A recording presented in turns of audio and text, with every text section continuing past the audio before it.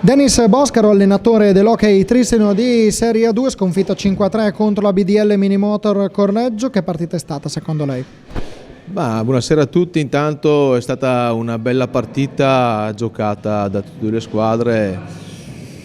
Primo tempo finito sul 2-1 per noi e lì ci credevamo tanto. Il secondo tempo siamo calati un attimino, qualche decisione arbitrale che ci ha dato contro, però è fatto così lo sport, bisogna accettare tutto.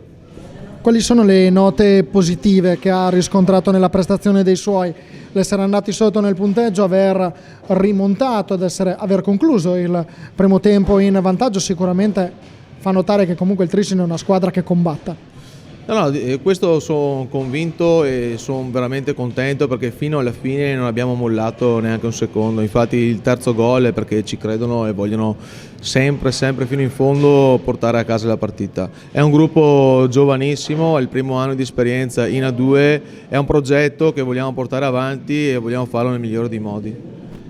Prossima partita mercoledì contro il Pico Mirandola, dopo il successo interno 7-2 contro il Serenio. Volete proseguire la striscia positiva a livello casalingo?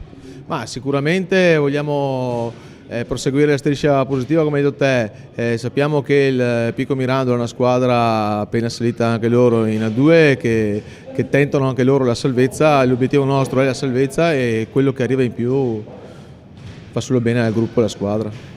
Grazie a Denis Boscaro e in bocca al lupo al Trissino. Grazie a voi, buonasera.